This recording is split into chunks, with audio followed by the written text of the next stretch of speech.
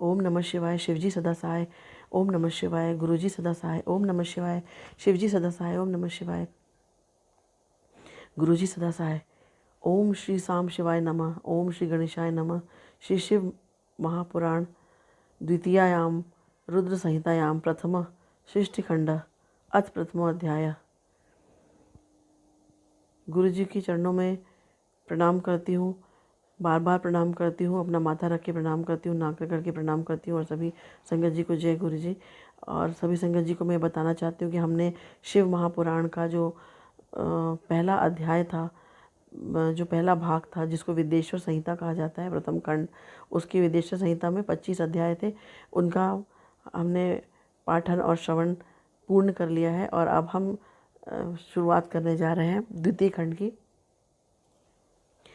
दूसरे भाग की, जिसे रुद्र संहिता कहते हैं। तो रुद्र संहिता में भी कई खंड हैं और अलग अलग अध्याय हैं। तो आज हम द्वितीय रुद्र संहिता के प्रथम सृष्टि खंड के पहले अध्याय का वाचन करेंगे। विषय है अथ प्रथम अध्याय। विषय है ऋषियों के प्रश्न के उत्तर में श्री सूत जी द्वारा नारद ब्रह्म संवाद की अवतारणा।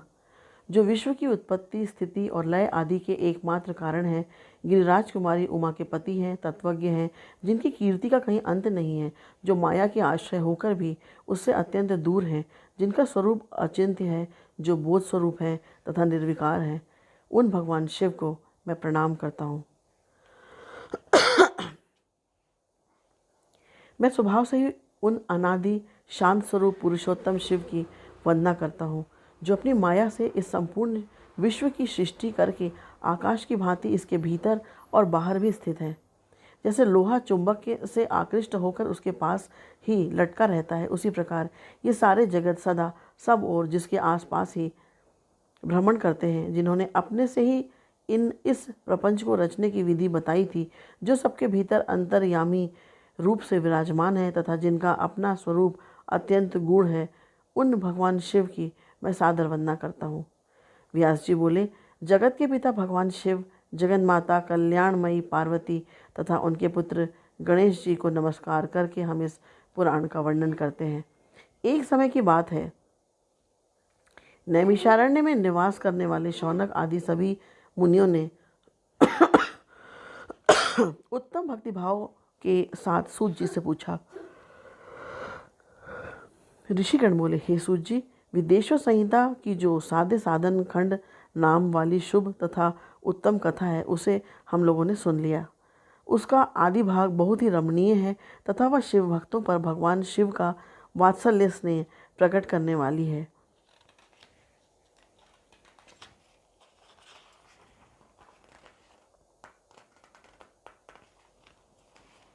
हे महाभाग, हे सूत जी, हे तात, आप हम लोगों को सदाशिव भगवान शंकर की उत्तम कथा का श्रवण करा रहे हैं। अतएव आप चिरकाल तक जीवित रहें और सदा सुखी रहें। आपके मुख कमल से निकल रहे ज्ञान अमृत का पूर्ण रूप से पान करते हुए भी हम लोग तृप्त नहीं हो पा रहे हैं। इसलिए हे अनग पुण्यात्मा, हम सब पुनः कुछ पूछना चाहते हैं। भगवान व्यास की कृपा से आप सर्वज्ञ एवं कृतकृत्य हैं। आपके लिए भूत भविष्य और वर्तमान का कुछ भी अज्ञात नहीं है, अर्थात सब कुछ आपको ज्ञात है। अपनी सद्भक्ति के द्वारा गुरु व्यास जी से परम कृपा को प्राप्त कर आप विशेष रूप से सब कुछ जान गए हैं और अपने संपूर्ण जीवन को भी कृतार्थ कर लिया है। हे विद्वान, अब आप भगवान शिव के परम उत्तम स्वरूप का वर्णन कीजिए, साथ ही शिव और पार्वती के दिव्य चरित्रों का पूर्ण रूप से श्रवण कराइए। निर्गुण महेश्वर लोक में सगुण रूप कैसे धारण करते हैं, हम सब लोग विचार करने पर भी शिव के तत्व को नहीं समझ पाते। सृष्टि के पूर्व में भगवान शिव किस प्रकार अपने स्वरूप से स्थित होते हैं, पुनः सृष्टि के मध्यकाल में वे भगवान किस तरह क्रीड़ा करते हुए सम्यक व्यवहार करते हैं, सृष्टि कल्प का अंत होने पर वे महेश्वर देव किस रूप में स्थित रहते हैं, लोक कल्याणकारी शंकर कैसे प्रसन्न होते हैं, प्रसन्न हुए महेश्वर अपने भक्तों तथा दूसरों को कौन सा उत्तम फल प्रदान करते हैं, यह सब हमसे कहिए। हमने सुना है कि भगवान शिव शीघ्र प्रसन्न हो जाते हैं। वे महान दयालु हैं, इसलिए वे अपने भक्तों का कष्ट नहीं देख सकते। ब्रह्मा, विष्णु और महेश ये तीनों देवता शिव के ही अंग से उत्पन्न हुए हैं। इनमें महेश तो पूर्णांश हैं, वे स्वयं ही दूसरे शिव हैं। आप उनके प्राकट्य की कथा तथा उनके विशेष चरित्रों का वर्णन कीजिए। हे प्रभु, आप उमा के आविर्भाव और उनके विवाह की भी कथा कहिए। विशेषतः उनके गार्हस्थ्य धर्म का और अन्य लीलाओं का भी वर्णन कीजिए। हे निष्पाप सूत जी, ये सब तथा अन्य बातें भी आप बताएं।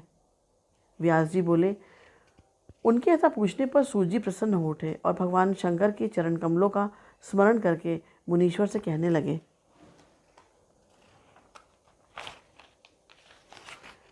सूत जी बोले, हे मुनीश्वरों, आप लोगों ने बड़ी उत्तम बात पूछी है।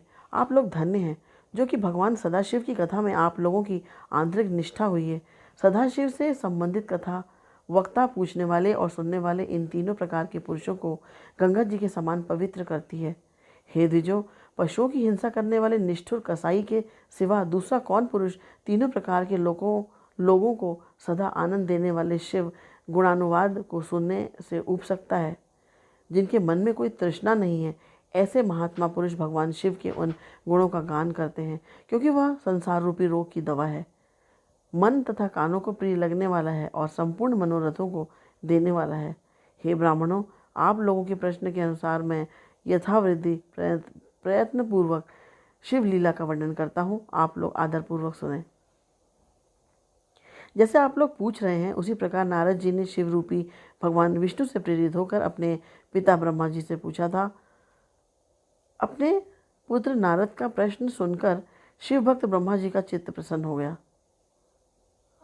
और वे उन मुनिश्रेष्ठ को हर्ष प्रदान करते हुए प्रेम पूर्वक भगवान शिव के यश का गान करने लगे।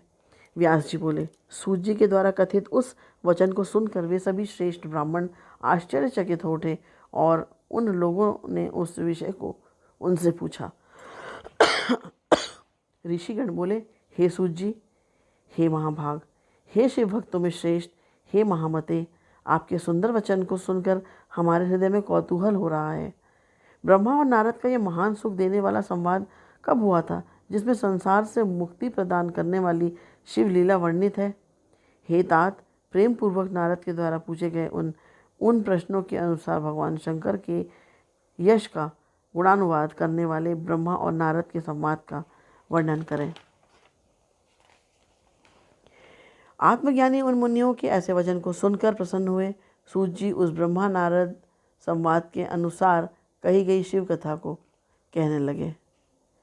इति श्री शिव महापुराणे द्वितीयायाम रुद्र संहितायाम प्रथम खंडे सृष्ट्युपाख्याने मुनिप्रश्न वर्णनम नाम प्रथमो अध्याय। इस प्रकार श्री शिव महापुराण के अंतर्गत द्वितीय रुद्र संहिता के सृष्टि खंड में मुनि प्रश्न वर्णन नामक पहला अध्याय पूर्ण हुआ।